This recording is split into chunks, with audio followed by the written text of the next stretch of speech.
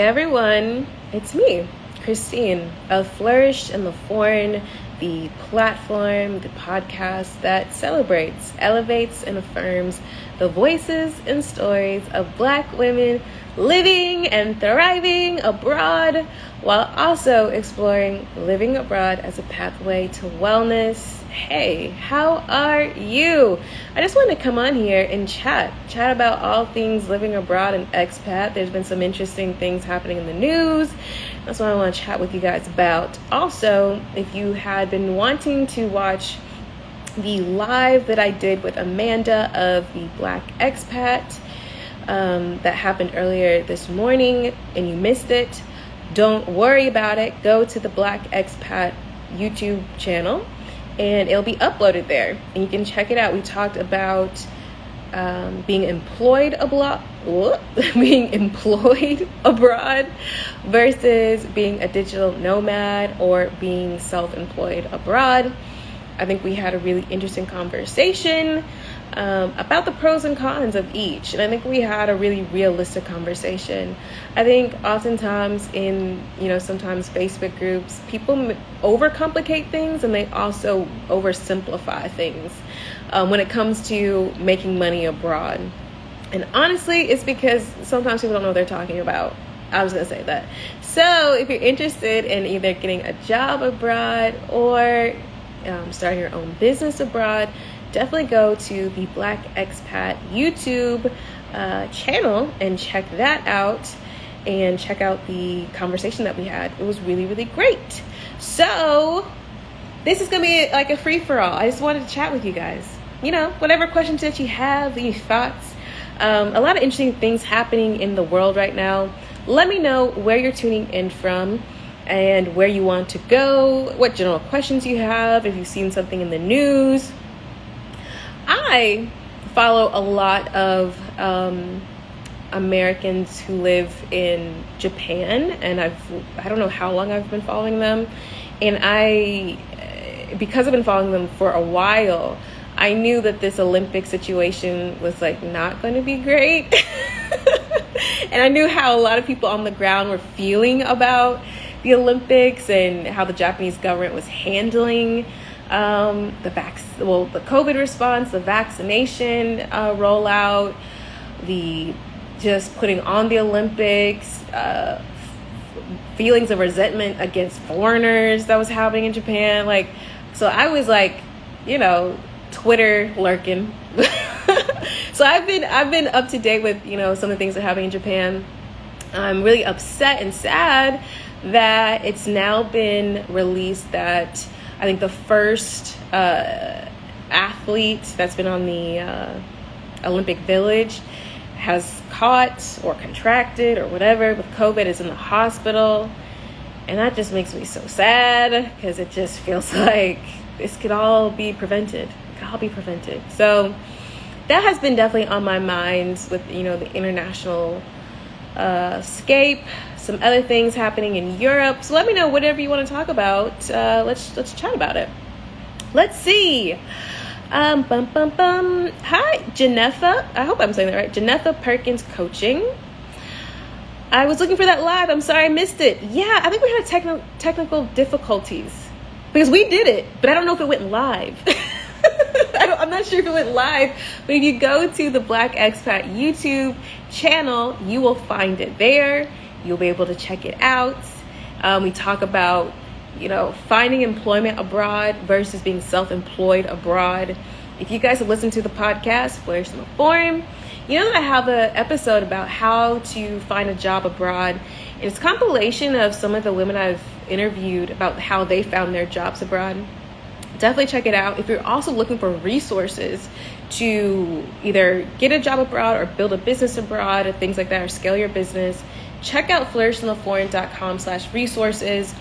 I actually have not only podcast episodes, but YouTube videos where I talk to people about how they got their jobs abroad. But also, I've talked to Barbara in Jordan, who is a talent acquisition specialist. So she gave all the tea about how to really get recruited. And, also me and Amanda today, we talked about, the pros and cons of getting employed abroad and also working for yourself abroad, right? Some pros could be, not all, expat packages have an expat package. That's a huge pro. What is an expat package?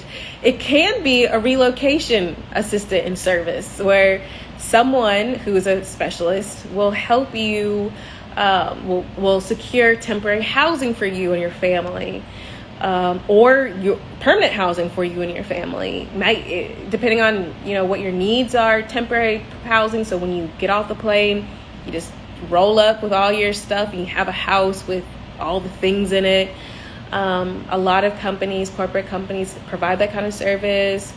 They'll give you perhaps like a cultural immersion coach. Language skills sometimes will be part of your expat package, and also educating your kids, things like that.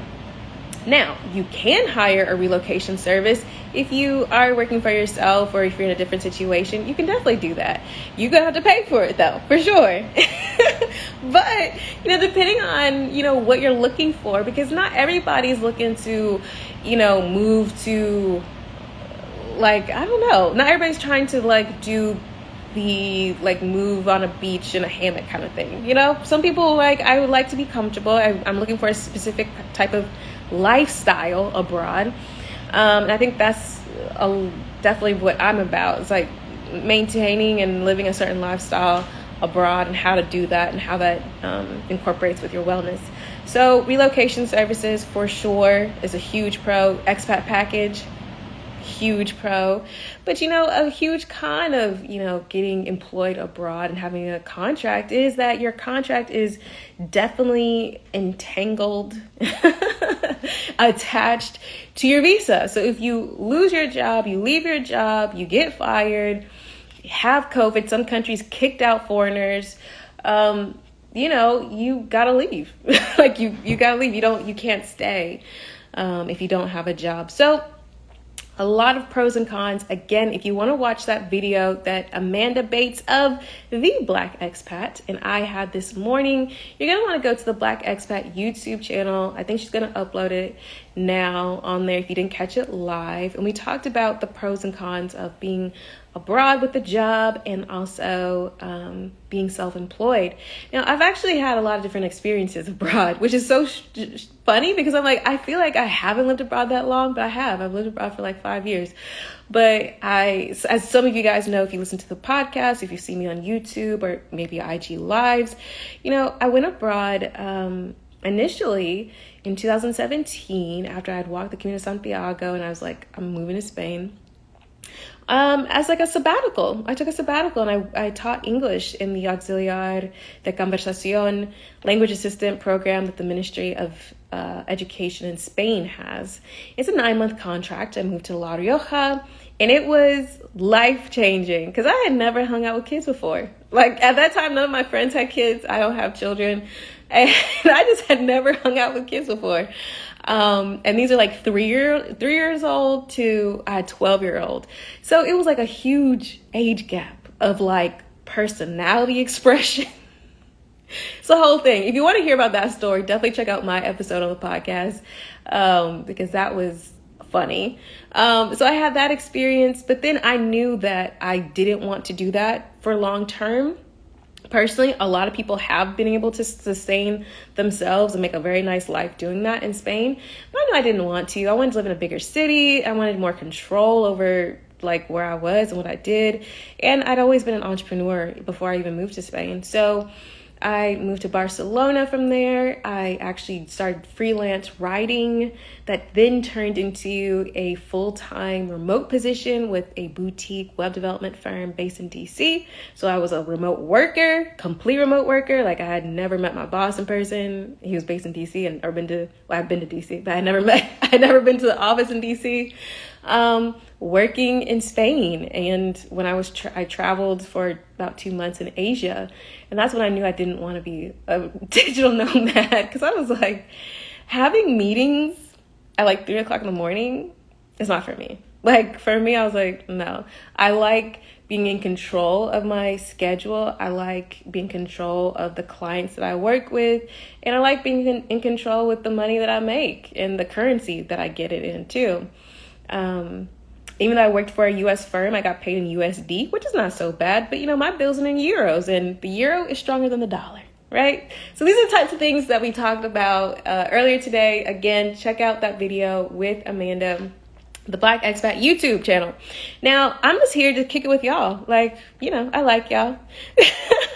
I want to know what y'all want to know about living abroad, living in Spain, what have you about the podcast. Let me know where you're tuning in from and any questions that you have at all about living abroad. Maybe where you are currently in your journey. Are you in the inspiration phase? Are you in the active researching phase? Tell me, what is the biggest thing that's keeping you up at night? What's the thing that you're really stressed about? What obstacle that you're coming up against or you think you're going to come up against? Let me know which country you're trying to move to. Let me know, because I have thoughts. And, I like to do these chats. I do one-on-one chats. I'm sorry. I'm just reading. Okay, Janefa, she's in Harlem, New York. Yeah, New York City. And I want to move to Mexico. What part of Mexico do you want to move, Janefa? And why Mexico? Why Mexico? I like Mexico. Mexico is beautiful country. And what I really like about Mexico, and I think it's probably, I think this is a determining factor for countries that I really jive with. I love countries that have really diverse geography, like you can go and experience all different types of climate in a country. I really am drawn to that. You can get that in Spain. I know you can get that in Mexico. So let me know where in Mexico you want to move to. Let me know also, Janefa, your timeline to move to Mexico. What city you want to move to Mexico, why you're wanting to move abroad. Let's get into it. I want to talk to all of y'all. Eat, drink, love, sassy. Okay, I like that. I'm in the waiting phase. I am going to Lisbon in August with hopes to moving permanently January 2022. Okay, so less than 6 months. Okay, so you're going for a look-see. Awesome. You're in the waiting phase. So I'm guessing that you already have applied for your visa, perhaps. That's the waiting phase. Let me know more about that. And also, let me know about why you decided to move to Lisbon. Why you're moving in 6 months, what are you hoping to achieve, what are you hoping to experience? Because as y'all know, if you listen to the podcast, my podcast is not just about let's move abroad. It's about showcasing Black women from across the diaspora thriving abroad, right? Doing the damn thing abroad. And if you listen to the podcast for a couple of episodes, you realize that thriving abroad is never it's not a one-stop shop, right? It's not and then I just moved and everything glitter came from the sky and everything is better. It's not like that at all. And I tell people that. I say, look, moving abroad is not going to heal any wounds or anything like that. What living abroad can do, though, if you do it intentionally, is it can give you space. It can give you space. It can give you the room to heal yourself. It can give you the space and the time to pursue the things that really fulfill you. But, it's an internal thing, right? It just is. And, I posted this week, a really great meme that I'm actually going to turn into a blog post. I'm launching a blog for the Flourish and the Foreign. So tune in for that. It's going to have a lot of cool guest writers. But I think she said, I can't remember it, but she said basically, highest and best, your highest and best self is exceptional. When we think about our highest and best self, it makes us stand up or sit up straight, roll our shoulders back. But it also, it's aspirational. And sometimes it causes anxiety because we know there's a gap there. And she said, instead of focusing on your highest and best self all the time, focus on your favorite version of yourself. Your favorite version of yourself. Because there lies the grace. And I love that. I love that so much. I love it for moving abroad with intention. And I'm going to tell you why. Because too often people are looking outside of themselves for articles and Facebook forums and whoever about where should I move? Or this drives me nuts.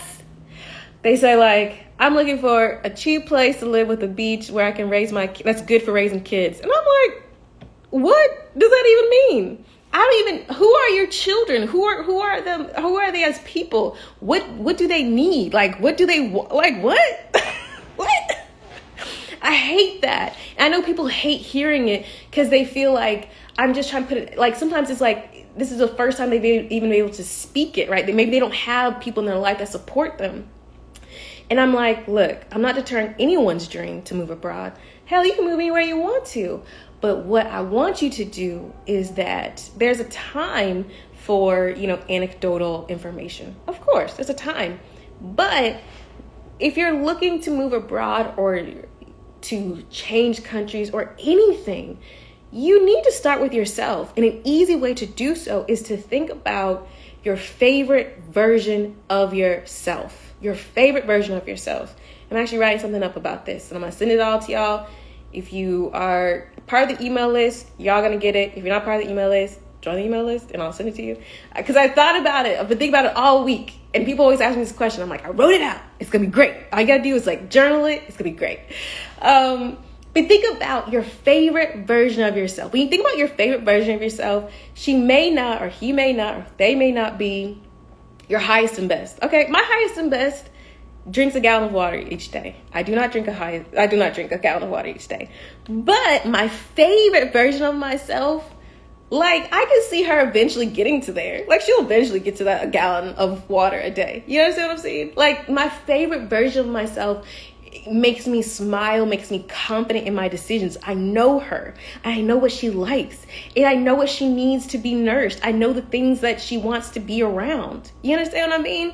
So it's important as you go through this process of picking a country, picking a city, picking a community, and really assessing if this is the right step for you or your family, is to really think about your favorite version of yourself and your family's favorite version of themselves. Where is a place that will uplift that? Where is a place that will sustain and nourish that? That should lead you. It may not be in Paris, or it may not be in, where else people going? Everywhere everybody's going. Lisbon or Mexico or Colombia, whatever. It may not be in a place that you initially are drawn to.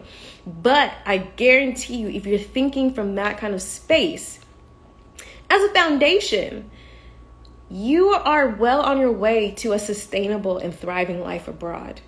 You just are. Because we're not being aspirational, I like to hike. I haven't been hiking, obviously. Well, not obviously. I haven't been hiking in a couple of months. I want to do another Camino. I walked the Camino de Santiago many years ago. But I want to. But in this moment, in this version of myself, if I just fling myself out there to do it, I'm not going to have a good time because I'm being aspirational. There's a gap there. And yes, I can grow into it. But when you're moving abroad, why not go and support the person who you are now as you are becoming the person that you hope to be? You know what I'm saying? You don't gotta always be, it doesn't always have to be you're gonna be transformed and you're gonna become a butterfly immediately. Give yourself some grace. That's what I'm trying to say. That's what I'm trying to say. If you understand let me know if you get what I'm saying, if I'm just rambling. Let me know. Let me see what you guys been saying. So, eat, drink, love, sassy. You're waiting to get on the flight. That's it. Oh, so you got the visa. You got it all. All right. Let me know why you decided on Portugal, though. Why Portugal is the best fit for you. Why Lisbon specifically. Let me know. I know they have an amazing community out there for sure. A lot of great people out there. All right, Janefa, she says, I am in active research phase. My biggest concern is building a biz in a foreign country. I need a change because I yearn for a greater quality of life. I can no longer work as I have in the past. I think that is really, really important to note. I think that being exhausted and tired and knowing that there's another way to live life is so important. It's so important. It's also so important to be mindful of the mindset that you're taking abroad. Because let me tell you, I was burnt out. In 2017, I graduated from law school. I did all the achieving. I did all the things you're supposed to do. I had produced a music festival. I had a consultancy. I was doing all this stuff. I was so burnt out, moved to Spain, and I had a sabbatical, and it was cool. But, I realized, in hindsight, that I still had a lot of anxiety because I still had a lot of, I guess, toxic grind culture mentality. I had I had a lot of time on my hands. I worked like 12 hours a week, which was like completely crazy from what I had just come from. And instead of necessarily initially easing into it, like embracing that ease, embracing this time, contemplating, figuring out like, what do I need? What can I do? And really enjoying it, I found myself beating up on myself and comparing myself to like my friends and being like, I'm in Spain and they're working hard. And I'm like, but you don't want to do that. Like, it's making you sick. And still having like anxiety. And it took me a while to really, one, get diagnosed with burnout, understand anxiety, and to really implement the lifestyle changes that I need to do and the thinking kind of patterns I needed to change to embrace the life that I was living. So that's why I'm always harping on people. I'm like, moving to Italy is not gonna like cure it, because you bring yourself. And so I always encourage people to not only do that in deep introspection before you go, so that you understand who you're taking abroad, but that you have a game plan to help yourself ease into this lifestyle. I know some people are like, I don't need to ease into it. I'm just gonna belly flop into it. And maybe you will, and I love that for you. But I also find that, you've been programmed, for a lot of us, for a long time, and you'll have anxiety where you're like, I shouldn't have anxiety. Like, I want you guys to be prepared for these feelings, so that you can manage and you can actually heal. You can actually get through it. That's where that comes from, because I've been through it. I've been like, I live in Spain, I work for 12 hours, I drink in all the wine because I live in La Rioja, and I'm highly anxious, and I don't know why. And it wasn't until I did that work to really understand and get clear about who I am and understand, like, I brought Christine. Christine was highly anxious and had all of these, I guess, preconceived notions about work and lifestyle. And even though she yearned for something different and more, I was still kind of locked into it for a minute. And I really had to do the work to get out from under it, to really enjoy drinking that wine. Yeah, eat, drink, love, sassy. Not running away from anything, just running toward new experiences. Amen. I love that, because I do not like, and I do not support escapism. I don't, because guess what? As you know already, because you're running towards new experiences, you gotta do dishes in Lisbon. You know what I mean? Like, you gotta do dishes in Lisbon, unless you have help or whatever. Like, you are cultivating a life abroad. Now, a lifestyle may be different, things like that. But too often, I sometimes see people in forums and things like that, and the things that they're saying, it just sounds like escapism. And I'm like, escapism isn't sustainable. And escapism doesn't get down to the root of what is making you unhappy and what will make you happy. Right? You're getting away from the things that are causing you pain or agitation, but are we getting to the root of what will cause joy, ease for you? Because it's not the same for everybody. It's just not. Just like everybody don't go to the same places for vacation, or don't do the same things in places for vacation. You know what I mean? It's so important to embrace these experiences, because they're gonna be adventures and they're going to be experiences, right? No one wants to talk about, I'm not sure about Portugal, but I'm assuming, since shares is the neighbor and shares the peninsula, going to immigration isn't fun. That's why nobody Instagrams it. It's not fun going to immigration in Spain. You have to fight and try to get a appointment. You get the appointment, you might have to wait a couple of weeks to go to the dang on appointment. You get to the appointment, you still gotta wait for 4 hours. Nobody talks about that. That's real life. But you have to embrace these new experiences. There's plenty of times where I was just like, why don't y'all just do it the way I'm used to in America? You can't do that because you're not in America. And so if you're trying to escape something, I think you are actually less open to the possibilities of a country, a culture. You're actually less open to the transformational powers of living abroad because you're so hell-bent on escaping a danger or a situation that any place will do. Anything will do. And that's not really true. It's not sustainable. I don't think so. Jennifer says, I yearn to be my favorite self, and I feel I can do that in Mexico. I love that. Oh, you said it before. Yes. You see, because we were vibing. I yearn to be able to give in a greater way. To live here, I have to work so hard that I can't do what I yearn to do in being more creative and volunteering and growing my business. I'm researching Mazatlan, Oaxaca, San Jose, Del Cabo. I suffer with chronic illness and had to make serious changes. Yeah, okay, you said a whole lot, and I want to get to those. So let me go back.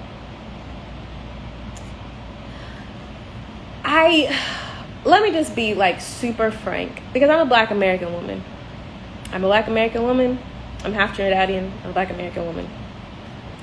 I feel that moving abroad, living abroad is a pathway to wellness. I deeply believe that. It's not something I just say on the podcast. It's not something I say because like wellness is like a buzzword. Like I don't know. Or like living abroad is like super popular now. I don't say that. I say it because I know it to be true. If you've been listening to the podcast, you know what I'm talking about. These Black women have transformed their lives by living abroad. They have experienced wellness in financial wellness, professional, emotional, mental, and physical wellness by living abroad. However, if you also listen to the podcast is not always like roses, right? Like sometimes it's like craziness. You're like, what? Did she just say that? Yeah, she did just say that. Because, living abroad, what it does is that it can create that space if you're open and embracing it. But what it does by creating that space, or how it creates that space, is that you become radically present to the present moment. You become radically aware because everything is new and everything is different. Through that radical awareness, you are more sensitive, I think, or maybe more aware of your resistance to change. Let me tell you, like I just said, you'll be like, I want to change my life. And you move somewhere and you're like, this is a lot of change. Because it happened to me. I think I told y'all on the podcast or something else, I was dead as, mad. I think I was irritated. In Spain, there's a lot of holidays. And it's not just federal holidays or national holidays, but it's like in your comunidad, in your like state, and then also like your municipality might have holidays, and then also your local city or pueblo has a festival. And I would be like, at first I'd be like, oh, what are we celebrating? Like, why do I have the day off? Like, what's going on? And sometimes people are like, oh, it's, Santa Marta, Catalina, whoever. And sometimes people are like, I don't know. And I'd be like, what do you mean you don't know? Like, what is the day? Why do we have these days off? I was that person that instead of just celebrating and just being like, all right, I was like, no, I must know why we're celebrating. Why do y'all celebrate so dang on much? Like, that's what I brought to the situation. It sounds crazy. Y'all not you. I know y'all are like, that's not me. But it could be you. It could be. That taught me, though, it gave me this whole different awareness, right? About just celebrating to celebrate and not needing a reason, right? Because if somebody said it was like, San Jose or, whomever, I'm not Catholic. So, like, I don't know. I don't know. And what I found in Spain, or at least when I was living in La Rioja, like, they would be like these old churches, and they would have, with the festivals, and they'd have just a lot of old stuff, old churches and things. And they'd be like, no plaques. Like, in the States, there's always plaques like, this is what this is, and this is this, cultural significance. They don't have that. They just have all this beautiful, very old things. And I'd be like, what does this mean? And people are like, it's really old. Like in Spanish, they'd be like, it's really old and I don't know. And people just don't know because it's like part of their culture. And I realized like, we give things meaning, right? We give things meaning, society gives things meaning. And sometimes we don't necessarily need the meaning. Like you can just enjoy. You can just enjoy and go with that. And I think that, you know, that's also what you can be. That's like a part of like the magic, right? Like you have to be able to give yourself that space. And I don't know. I went random, but I think it's important. I think it's important to be mindful of that, of the space and the cultural differences and things like that. Back to what Janetta was saying, so I guess we're on a tangent. Oh, that's what I was saying. Because you said to live here, I have to work so hard, so I can't do what I want to do. I think that's also what's so amazing is like we want to go somewhere that you can have that kind of balance.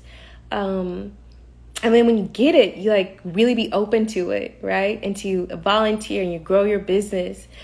I know that it's transformational because I've experienced it. I've talked to these women. It's transformational. It's changed their life.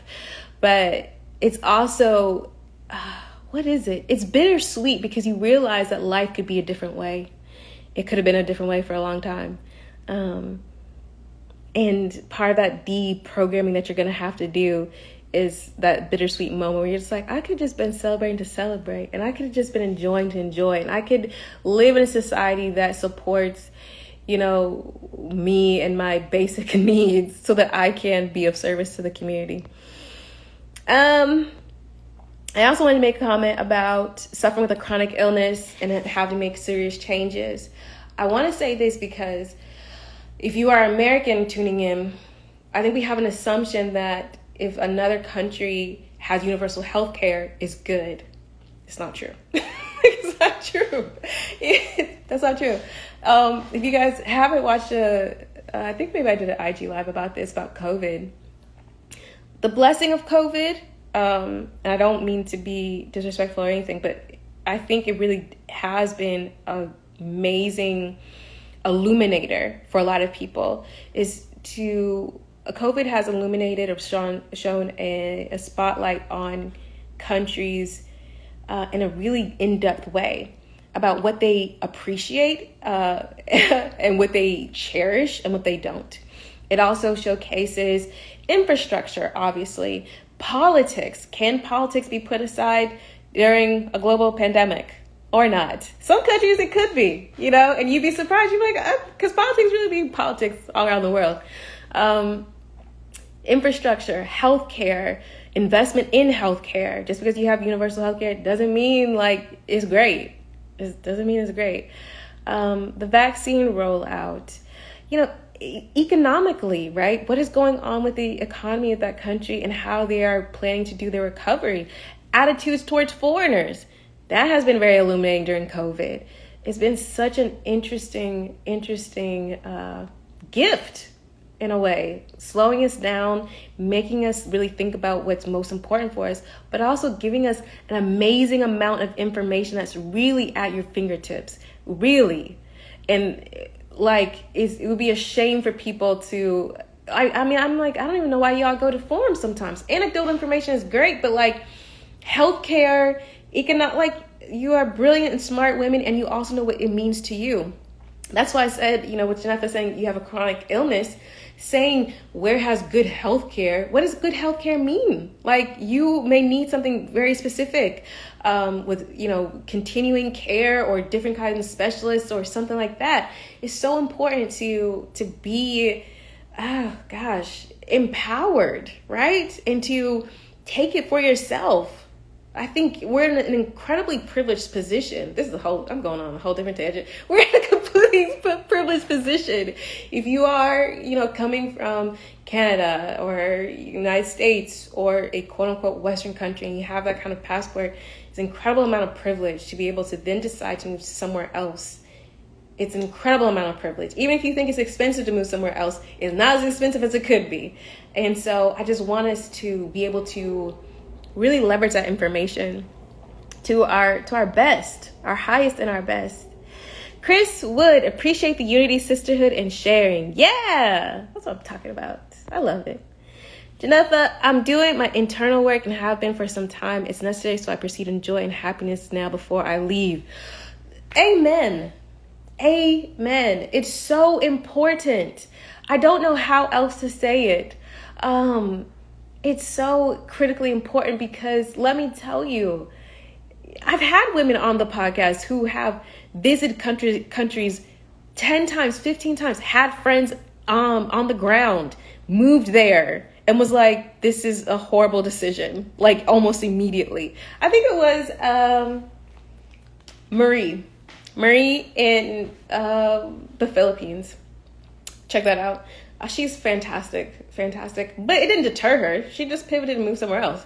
But so it's important for you to do that internal work, because what I'm saying is like, you don't have to move somewhere and see it. No, but I don't want you to feel like I went there, I fell in love with it, and I'm moving there. One, because visiting and living completely different.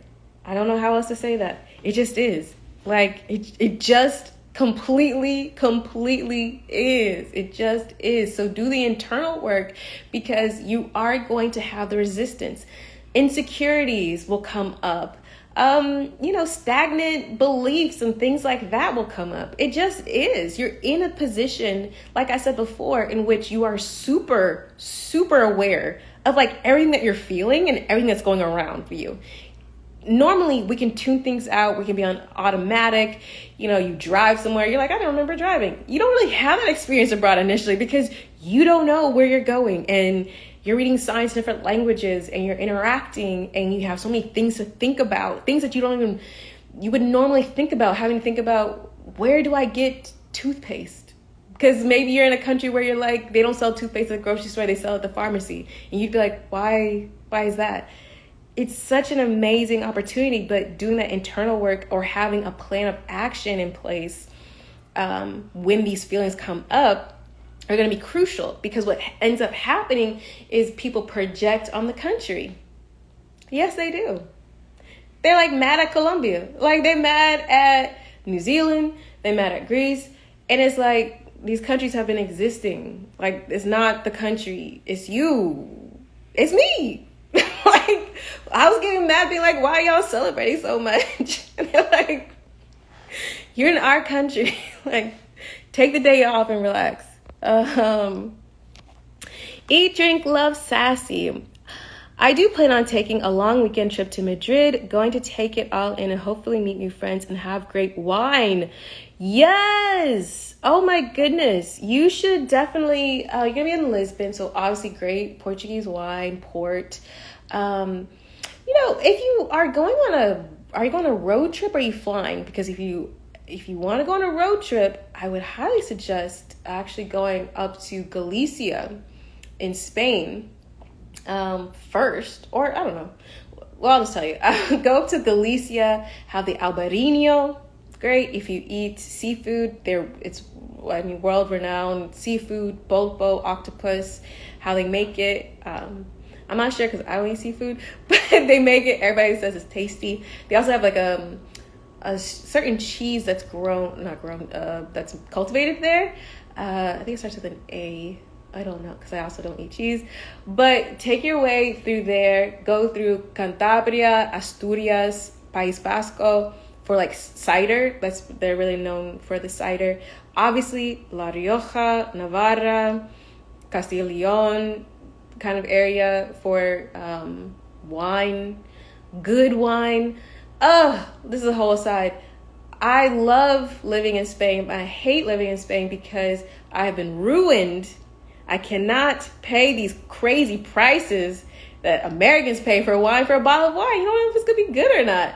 No. Oh my gosh. In La Rioja, no joke, one of my favorite wines that would just take, go to a dinner party or something like that, or just have it, was €2. So it's not like $2 chuck from like Trader Joe's. No, it's actually like super crisp, nice Chardonnay, which is crazy. And it was made, I think it is made in La Rioja. La Rioja is not really known for its white wines. €2. Oh my gosh, so good. Also, this €4 beautiful red wine. I think it's like a Hoven, but like you just can't beat that. You're just eating so good and drinking so good. And like then you go like to America and you see the same bottle, or like maybe in the same region, and they want like a lot more money for it. I'm just like, no. Or if they do like wine for the glass, you joking? I could drink in La Rioja, I would get like clarete or a white wine, maybe a joven. So it would be like 80 cents to like €1.20. And if you want like a crianza, you know, a reserva, it might be like €2, maybe more, maybe €3 for something super special. A glass. You can't beat that. You can't beat it. And so I can't drink. I can't go out and drink, basically. That's all I'm saying about that. You're going to have a lovely time. Madrid also, it has such a great food and wine culture because it has actually such an amazing blend of all the regions of Spain and done authentically. It's a very interesting city for that. So you're going to eat really, really well and enjoy yourself. So good. So good. The flight risk. Hey, how are you? I can't decide on whether to wait or leave right now. How did you decide on the timing of your leap? How did I decide on the timing of my leap? You know, I had always wanted to live abroad since I was 17, and then I didn't move until I was 30.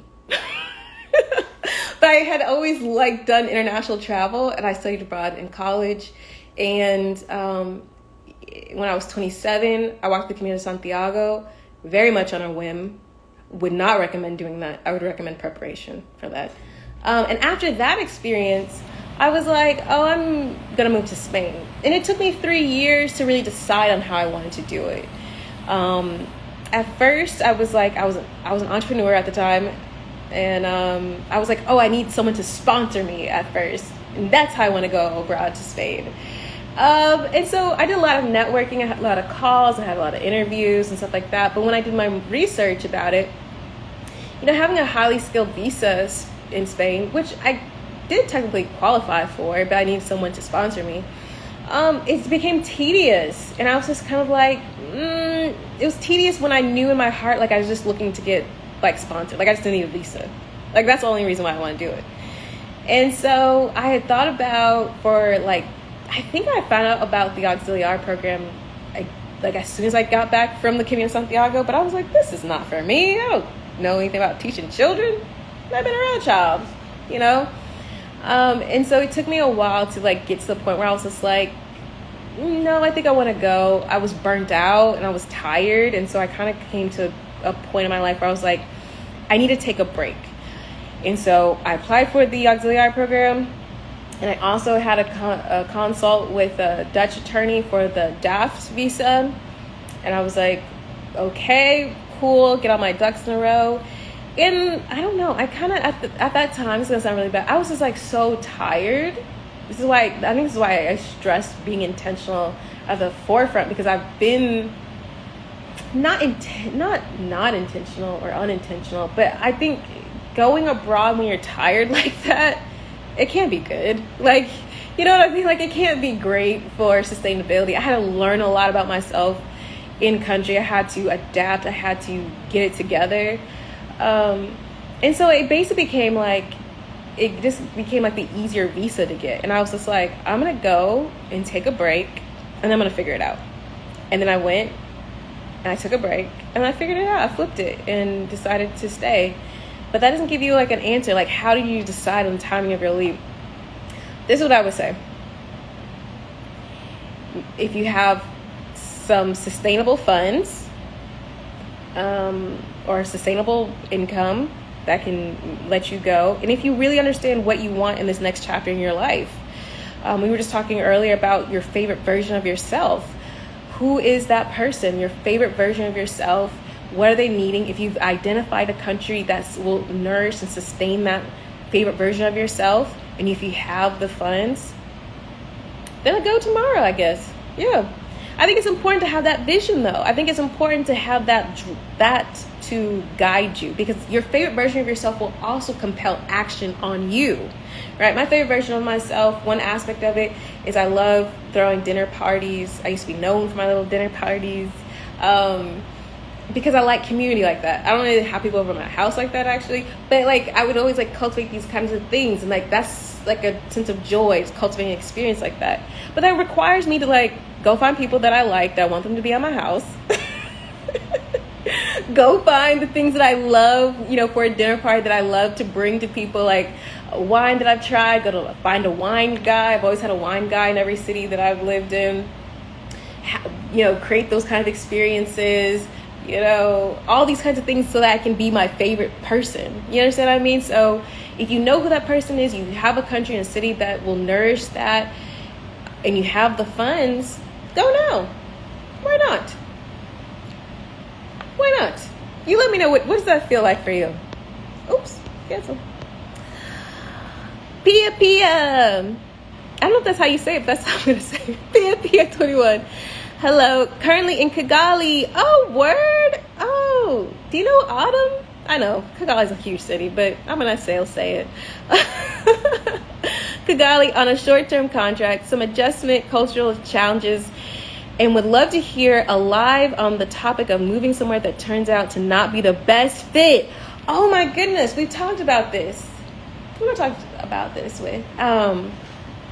One, Pia, definitely go to, well, you could do a couple of things. If you're new to the podcast, check out Adelia's podcast, Country Hopping. I think it's like number 4. I also talked to Adelia several times. I think we did a YouTube live on the YouTube channel. Check that out. But I bring that to your attention because Adelia was a school teacher in Houston. She was so cool too. Piggy Girl travels the world. Check her out. She's a school teacher in Houston, decided to like move to Honduras, and was like, this is not it. And the way she describes all these countries is hilarious to me. She was like, no, not Honduras. She moves to Mexico City after that for temporarily. It's like, I love Mexico City, but I think she wasn't quite ready to retire yet. So she went and took a contract in Kuwait and was like quickly like, I'm not even sure she lasted a month. She also talked about the importance of FU money so she could get the hell out of there. She left Kuwait, took a contract in, is that right? Took a contract in China, where she then got stuck during COVID. That was crazy because we recorded when she was stuck in China, and she was like, I was supposed to leave 3 months ago. And then, you know, have that whole experience in China, didn't have the best experience, and was like, kept it moving, and is now back in Mexico City, living her best life. What I love so much about Adelia, and I think it's so important, I'm so glad you brought this up, is that just because you move abroad doesn't mean you have to stay there. Like, I'm not sure if I'm going to stay in Spain forever. I don't know. Like, you know, if it doesn't work out, there's always another way to go about it. Definitely you making sure that you have the funds in case things are crazy, because for Adelia in Kuwait, there was some shady stuff happening, and she was like not with it and decided to leave, and she had the ability to do that so she could take another contract. But I will do a live, and maybe I'll bring Adelia on, because who else will I bring on? Oh, there's been several people who've moved abroad, and they were like, no, this is it's not it. But you don't gotta go home. That's a great thing. And I think that's also the great thing about moving abroad with intentionality and thinking about yourself like your favorite self, is that you can assess the situation and not be as devastated when you're like, this is not working out. You have a sense as to where to go next or what to look for in the next place. But I'm going to make a note of that, because I know there's other people, I'm trying to go through the list, who've jumped around, because that's the great thing. You don't have to go back home. You don't have to. But I'm gonna figure that out for you. So bring something to either YouTube or Instagram. Janefa, it's important not to be an emotional bag lady. Yeah, Janefa, we're vibing. Because, you know, Bag Lady is actually it's been one of my favorite songs ever, because for me, it's like, it's a reminder, right? You're going to hurt your back. You know, dragging all those bags like that. And you will. And catch this. People don't like to hear this. But hit dogs will holler. People will be amazed and shook at the cycles that they recreate in a completely different country. Oh yes, they'll be shook. And that's why they're mad at Colombia or somewhere else. They will attract the same types of people or situations and be really mad at the country. You'll see it in all these expat forums. People will be complaining about stuff and you're like, that is a you problem. That's a you problem. It's not a Spain or France. It's not a Tanzania thing. That's you. They will be shook to the point where this one's real, like bringing in like the same types of romantic relationships, because I know dating abroad is a big topic. Bringing the same types of romantic relationship you think is not possible. You will bring in the same type of romantic relationship, the same type of cycles, and be in a completely different country. And if that is not the wake-up call for you to deal with your stuff, I don't know what is. Speaking a whole different language, different culture, somewhere else, and try the same thing. We have to work with that emotional baggage. We have to. I'm actually writing. I have a free guide. It's going to be like a journal prompt, because people ask me this all the time. We talk about this all the time. So I decided to write it out for everybody. If you're on the email list, I'm going to send it to you, probably. Just send it to you. I'll put it on the website. You could, click it and join and get it. But it's so important to do that analysis. It's still life. Living abroad is life. It's life. And even though you might be able to get, some really affordable fresh coconut and be drinking fresh coconut water every day, it's still life. And if you don't deal with it, it's not going to resolve itself. So whatever you're going through, you have to work on it. I'm not saying you got to be completely healed, whatever that means, before you move abroad. I'm not saying that, but I will say, and I'm going to put my foot down on it, that you need to be aware of what the heck is going on with you. You need to. Part of this little guide I made, it's about writing down all the things that are working for you in your life and the things that are not working for you in your life. Taking the step further is to the things that are working for your life, how much of it is internal, meaning like just you and your essence, and how much of it is external. And the same thing for the things that are not working out in your life. How much of it is internal, how much of it is external, right?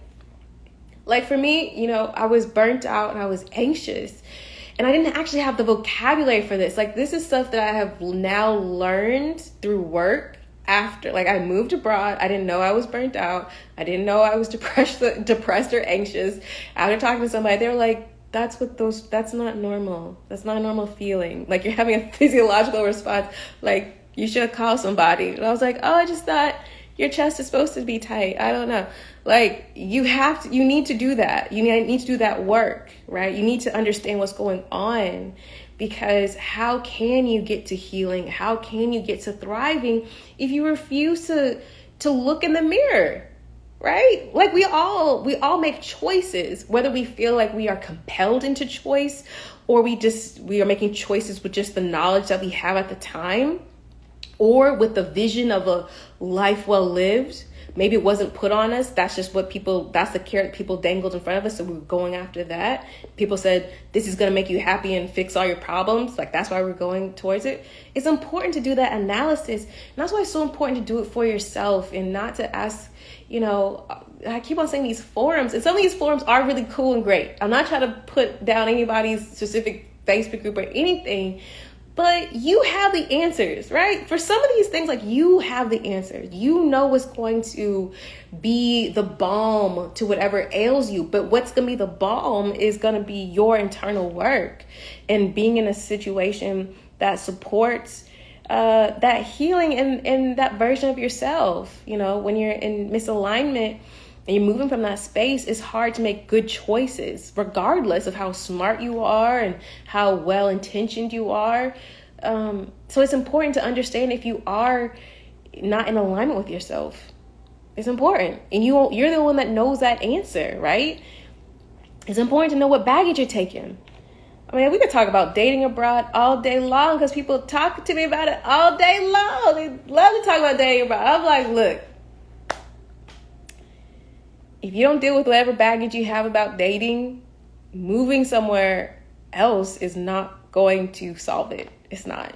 If you don't like yourself, if you have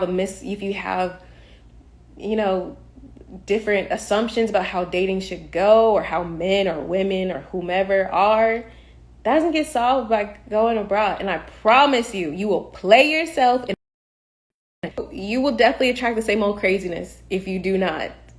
I promise, especially with dating. Watch. It's crazy. Pia. Okay, talking to the flight risk. I try to consider financial stability of the leap, but if that was in order, I'd say go for it and ask yourself what timing you are waiting for or want before going. Yeah, I think that I agree with you. Financial stability is important. We have to give ourselves permission. I think that's also about like knowing yourself. Like, what is it that may be causing reservations? What is it that may feel like an obstacle that may not be? What obligations that you have or you think you have? Yeah, there's a lot of stuff, you and ultimately, is there ever a right time to move abroad? No, probably not, actually, right? Like, there's probably not a right time to move for anyone because life, geopolitics, I don't know, like there's always something going on. Like you're not going to get the cheapest flight. I don't know. There's a lot of stuff always going on. Hearing you is making me hungry. Look, Spain, that country drives me crazy. It drives me crazy. But you will eat good. You'll eat good. And I'm a vegan and I eat good. Catch that. Like a lot of people are like, what do you eat in Spain? Spanish people don't eat like chorizo or jamón all the time. What are you talking about? Like there's a whole wide variety of cuisine. Like just ham all the time. No. €2 for wine? Yes. And I'm not lying. Oh my gosh. I'm not lying at all. One of my really good girlfriends, she was actually the first person on the podcast. Shout out to Nayana. She now lives in the Netherlands. She had a really fun event when we were living in La Rioja, where we all had to bring a bottle of wine. So we could either go to the wine store, we go to the grocery store, because they sell wine everywhere. And we did like a blind wine tasting, which is so much fun. We had to decide like which grape it was and the pricing on it and stuff like that. So we like learned a lot about it. We're all living in La Rioja. I feel like I should learn a lot more living in La Rioja, but I just drank a lot. I learned through experience. And it was so much fun because we got to taste all these different types of wines, like the pricier wines that were like 13 euros or 20 euros. Like these are like reservas. They're very delicious and amazing, right? But like you not even drinkable, like delicious wines for €2, €5, €7, €8 a bottle. If I can remember, what's my favorite one right now? Right now I like this, it's a Catalan wine. Because I like to drink local when I'm like, so I live in Catalonia right now. And I think I can see the label in my mind. I don't know what grape it is. And that wine is like €6 a bottle, maybe 7. Super delicious. It's a crianza, I think. It's such a great table wine. It's like my favorite. And it's so great because, when my friends come into town, I bring them like a basket of wines and like potato chips because Spanish people like to eat potato chips with wine, which at first I was like, what? But actually goes so well. And they're just like, what? And it's like, girl, this would even cost me €100. But don't worry about it. Don't worry about it. It's about that counts. Has flown by me. You can never go wrong with a good €4 verdejo. You see what I'm saying? The you guys could never. And that's why I really don't I don't drink. Even living in Barcelona, because it's a major city and it's like touristy, like sometimes the prices I'd be side-eyeing them. I'm like, don't worry about it. I'm gonna go to my wine guy, go sit on my balcony and drink this wine. I'm not paying this per glass. Are you crazy? People are nuts. I'm ruined. Like, I'm not going back either. Talk about, like, I've been in the States for a minute. I'm like, I'm not paying any of these prices. Also, for cocktails, in Spain, craziest thing ever. I usually drink a gin and tonic. In the US, it's like I'm not a cocktail drinker really, so I don't know it's a club glass, I think maybe it's called. Like, it's like a short glass. In Spain, it's like this huge bowl of a glass. I don't know what the proper name is. It's this huge freaking bowl, ice, tonic, gin. I was like, it's like as if you were like on vacation or something, but like that's how they serve it. I'm just like, this is intense. So after you have that, it's just like, I'm not drinking anywhere. I mean, I'll drink locally. Like if I'm in France, I'm gonna drink local French wine. But in Italy, I'm not a huge fan of Italian wines. But that's a whole different conversation. But but I'm not paying these import prices. You crazy? No. That's about me. Should have for 2 years for a whole bottle or a glass. That's good. Yeah, a bottle or a glass, depending. In La Rioja, there's a couple streets. There's a section. Okay, La Rioja is the smallest comunidad in Spain, so it's the smallest state. In the smallest state is a city, but I use that very loosely, Logroño. So, and obviously there's like all the vineyards all around. Not only in there's all these vineyards and things like that, estates. In the city, in the old town, there is a set of streets that are like the pincho spots, right? So in La Rioja, in that region, it's not tapas, it's pinchos. And pinchos usually being bigger and different assortments of finger foods. And they have Calle Laurel and Calle San Juan. And you just go from like restaurant to restaurant. It's hard to call it restaurant, like bar to bar. You get a glass of wine and get a pincho.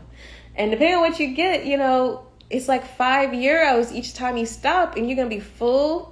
And you're going to be maybe not very intoxicated, but you have a good time.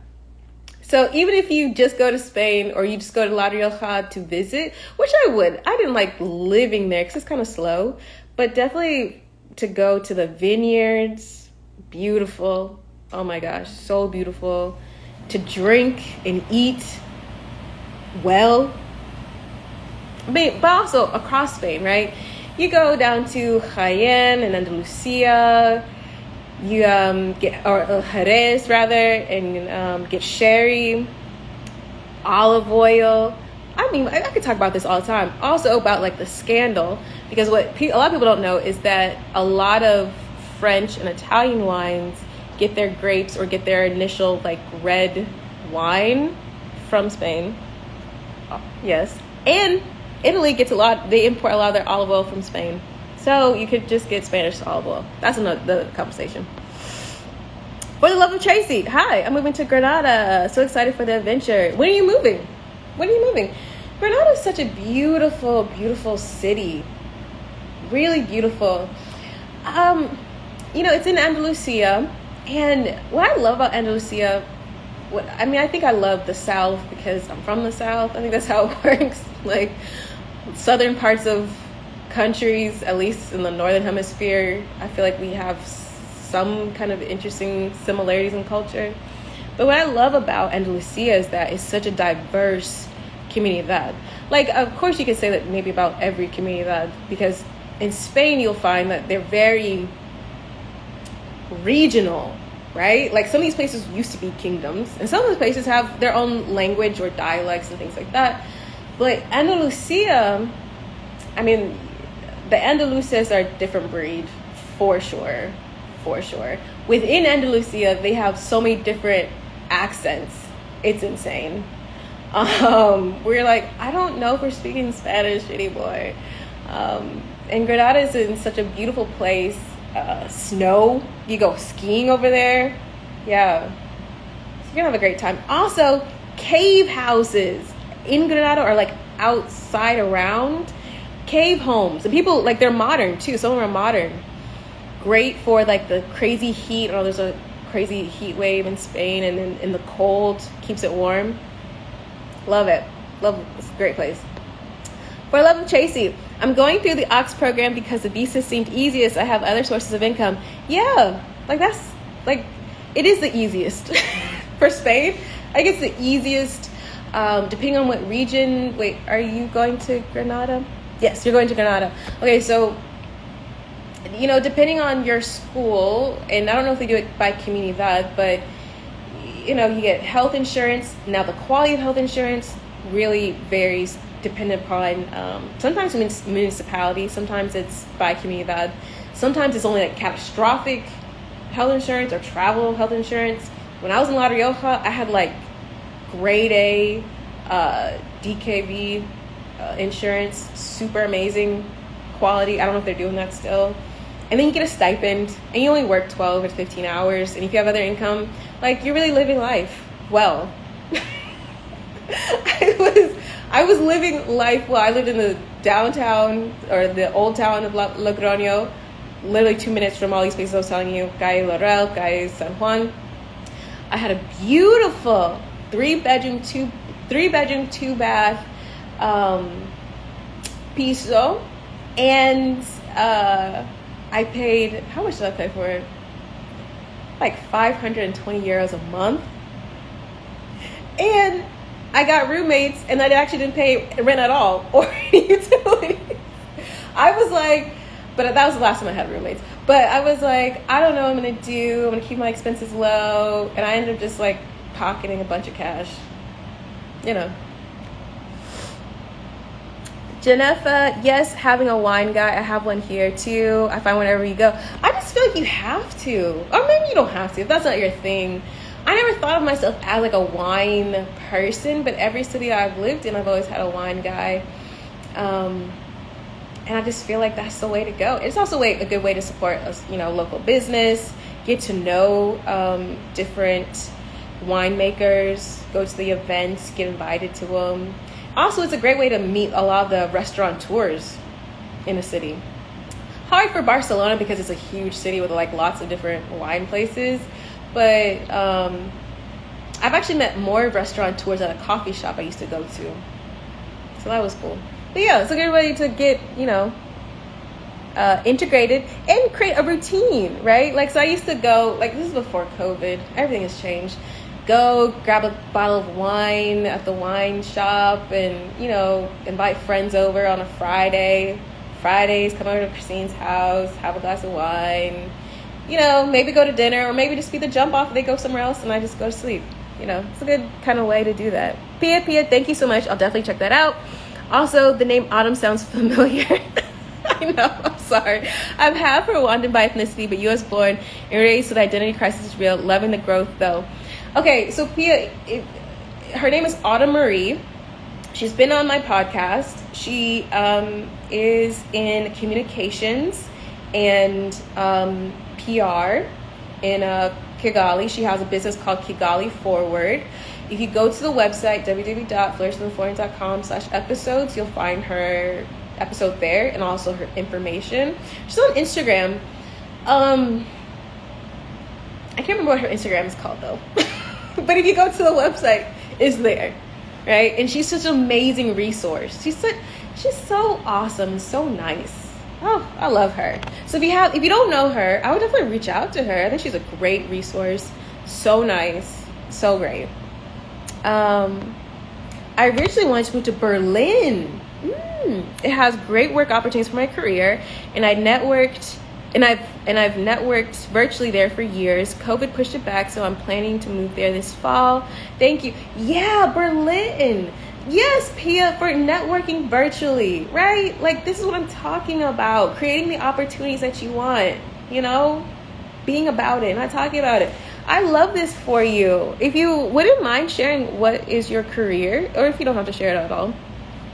But I heard great things about Berlin. I know they've instituted some recent laws around the rental market, which is needed. Berlin is a hot spot. such a great place to live, I think, in Europe, because it's so progressive and like cool and funky, but it's also Germany, so they're about their money. And also, of course, you know, the great thing about being in Europe is like the really cheap flights around the region. I don't know how much the flights are to be around the continent, because I mean the continent is much larger. But even from Rwanda to, what are the neighboring, Botswana? That might not be right. I've only been to Namibia and South Africa. But amazing, amazing. It is my jam. You take you wherever you go. You really do. And that's a hard lesson to learn, because you want to be other people. You want to be other people that get on your nerves. Like, you really want it to be like whoever is annoying and stupid and in your face. Like, you want it to be. But the great thing about it is, like, it may hurt your feelings. It hurt my feelings. I'm gonna be real. Like, I have to be like, oh, it's me? I don't want it to be me. Like, it hurts your feelings. But the sense of empowerment, like, okay, this is where I was at, and this is why I was making these choices. I'm going to consciously choose differently because I want a different outcome. And I feel empowered and encouraged knowing that, okay, if it's me, then I can do something about it, you know? You take you wherever you go. I mean, that's a life lesson we all gotta learn, you know? Janetha, yummy experience. The prices are blowing me away. Yeah, I mean, that's welcome to Southern Europe, right? The euro is not the same as in like Scandinavia or something. You know what I mean? And that's like the great thing and the bad thing. Like, if you're trying to move to Spain and get a job, don't do that. Because you don't want those. You probably don't want, unless you're being moved by a multinational corporation, you probably don't want, you know, local salary prices. Because the euro in Spain is different than the euro in Germany, meaning like the salaries, right? You can say, yes, the cost of living is cheaper, but, you know, Barcelona and Madrid are getting quite pricey, to the point where I'm like, who is living here besides foreigners? Like, if the average, you know, salary is like 1,200 euros a month or 1,400 euros a month, and you guys keep on showing me, because I was looking at some apartments, and you're showing me places that are 1,400 euros a month. Who's living here? Right? But there are places, like in La Rioja. I was living in a beautiful apartment. Beautiful, beautiful, beautiful apartment. Pia, yes, sure. I'm a professional mental health counselor. Yes. You know, I think you might have told me this before in DMs, but I can't remember. I get a lot of people sliding my DMs, so sorry if you already told me that. Germany regulates psychotherapists, which they consider different than counselors in the US. They're synonyms. There's a huge need for English-speaking private pay counselors, not German-speaking in general. Oh my gosh, we have talked, haven't we, Pia, in the DMs? Have we? I think we have. Because I think I told you in the DMs, like, your services are definitely needed amongst the Black expat community. I mean, I see people in Madrid or other places struggle because there's so much. Look, I'm telling you to do the work, and I'm still going to say, like, you're going to have life days. Like, things may not go right. Like, you may still have you know, dating issues or family issues and things like that. You need that support, and you definitely need to have the support of somebody in which you can communicate effectively, you know, especially if you're not fluent in a language. I wouldn't feel comfortable seeing a mental health provider in Spanish at all, because I'd be like, no, I don't need the stress if I'm already stressed. Like, I need to be able to communicate all the nuances of how I feel. But it's so needed. You need to have that community and that support, because moving abroad can be quite isolating. Regardless if you're moving by yourself or with family, it can still be quite isolating, because there is a gap between you finding people that you like and that like you and want to hang out. You know what I mean? Like, you move someplace, you may have a welcome committee, you may not. there you go. It is what it is. And also just life things.